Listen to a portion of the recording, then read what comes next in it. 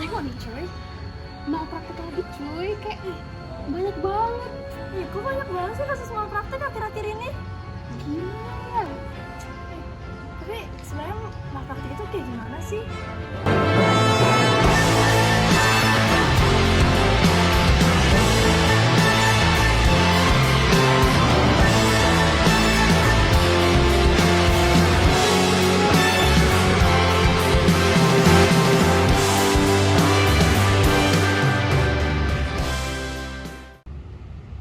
Hari ini aku akan ngejelasin tentang pengertian malpraktik dan unsur-unsur dasar malpraktik. Malpraktik itu apa sih sebenarnya? Malpraktik adalah tindakan atau kelalaian tenaga medis yang tidak sesuai dengan standar profesi, standar pelayanan medis, dan standar prosedur operasional, baik dilakukan secara sengaja maupun karena kelalaian yang akhirnya menimbulkan kerugian bagi pasien berupa luka, cacat, penderitaan, bahkan sampai kematian. Malpraktik bukan sekedar kesalahan, tetapi kesalahan profesional yang dapat dimintai pertanggungjawaban hukum. Selanjutnya, ada pun unsur-unsur dasar dalam malpraktik. Yang pertama ada kewajiban profesional atau duty of care. Tenaga kesehatan memiliki kewajiban hukum dan etik untuk memberikan pelayanan sesuai standar profesi dan standar prosedur operasional atau SOP. Unsur ini muncul ketika ada hubungan profesional antara tenaga kesehatan dan juga pasien. Yang kedua, adanya pelanggaran kewajiban atau kelalaian atau breach of duty. Terjadi ketika tenaga kesehatan tidak memenuhi standar profesi dengan melakukan kesalahan atau bertindak di bawah standar yang tidak seharusnya. Apa saja sih tindakan yang masuk dalam pelanggaran ini? Di antaranya yang pertama, adanya salah diagnosis karena kurang pemeriksaan. Yang kedua, tindakan medis yang tidak sesuai prosedur. Yang ketiga, pemberian obat yang tidak sesuai dengan dosisnya. Yang keempat, tidak melakukan informed consent. Dan yang kelima, bertindak di luar kewenangan keahliannya. Selanjutnya, adanya kausalitas atau hubungan sebab akibat. Harus ada hubungan langsung antara pelanggaran kewajiban dengan kerugian yang dialami pasien. Artinya, kerugian harus terjadi akibat tindakan dokter dan bukan karena penyakit bawaan. Dan juga bukan karena kesalahan pasien sendiri dan bukan karena keadaan darurat yang tak terhindarkan. Selanjutnya, ada damage atau kerugian. Pasien harus mengalami kerugian nyata, baik kerugian fisik seperti luka, cacat, bahkan sampai kematian. Dan juga kerugian psikis seperti trauma atau stres berat. Dan juga kerugian ekonomi seperti biaya pengobatan. Dan juga kerugian imaterial seperti penderitaan dan kehilangan kualitas hidup. Nah, dasar-dasar hukum malpraktek itu adalah yang pertama, Undang-Undang Nomor 17 Tahun 2023. Di situ mengatur mengenai sengketa medis melalui mediasi dan juga tidak secara eksplisit menjelaskan mengenai malpraktek, tapi mengatur mengenai kerugian pasien secara umum. Yang kedua, KUHP. Di KUHP mengatur mengenai kelalaian yang menyebabkan kematian dan kelalaian yang menyebabkan luka berat dan sakit. Yang ketiga, KUHPER. Di situ mengatur perbuatan melawan hukum akibat kelalaian dan yang menyebabkan kerugian dan juga wan prestasi atau ingkar janji. Selanjutnya, jenis-jenis malpraktek. Jenis-jenis malpraktek itu ada dua, yaitu malpraktek etik dan juga malpraktek yuridis. Malpraktek etik terjadi ketika tenaga medis melanggar kode etik kedokteran, kode etik meskipun tidak secara langsung melanggar hukum pidana ataupun perdata.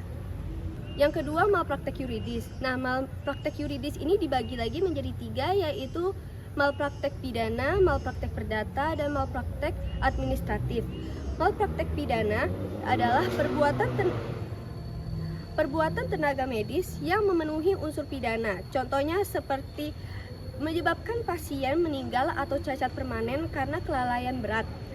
Lalu malpraktek perdata terjadi karena wan prestasi atau perbuatan melawan hukum yang menimbulkan kerugian pada pasien, di mana pasien menuntut ganti rugi. Terakhir, malpraktek administratif, pelanggaran aturan administratif atau perizinan dalam pelayanan pasien. Oke, jadi giliran aku untuk jelasin tentang faktor penyebab dari malpraktek itu sendiri. Sebenarnya ada beberapa faktor sih, kayak kelalaian dari tenaga medis itu sendiri. Misal dia kayak lupa nih, seorang dokter waktu operasi, dia lupa untuk ngangkat kembali kain kasa setelah operasi itu selesai.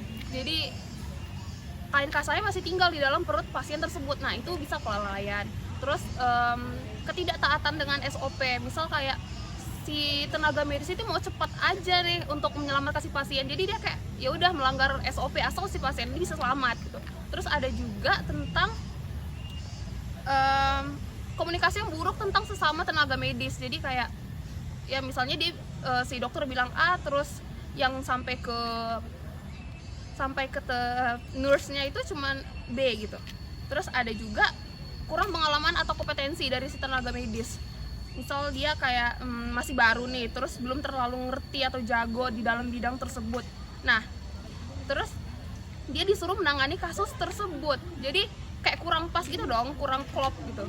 Makanya berikut tadi adalah beberapa faktor tentang penyebab terjadinya malpraktik. Apa contoh kasus malpraktik? Di sini ada diagnosis yang salah. Dokter salah mendiagnosis penyakit pasien. Misalnya, pasien menderita penyakit asam lambung yang menyebabkan nyeri dada, tetapi dokter mendiagnosis sebagai serangan jantung. Kesalahan pengobatan. Kesalahan yang terjadi saat memberikan atau meresepkan pengobatan. Kesalahan pemberian obat. Dokter salah meresepkan pembuatan obat yang diberikan kepada pasien. Kesalahan prosedur operasi. Dokter salah dalam mengoperasikan bagian tubuh seorang pasien. Misalnya mengoperasi lutut yang sehat bukan yang sakit. Kesalahan anestesi. Memberikan terlalu banyak atau terlalu sedikit dosis terhadap anestesi. Kurangnya persetujuan yang diinformasikan.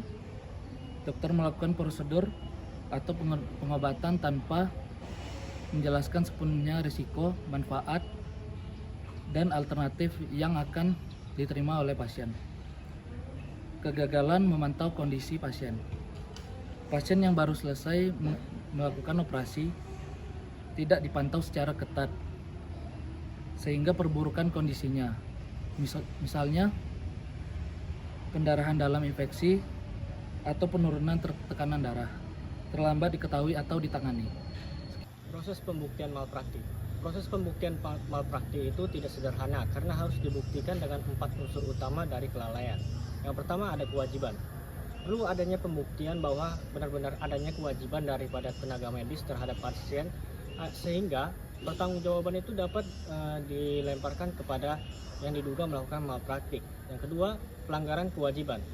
Pelanggaran kewajiban harus dibuktikan daripada penggugat kalau benar adanya pelanggaran yang diduga terhadap tenaga kesehatan yang melakukan tindakan medis kepada pasien.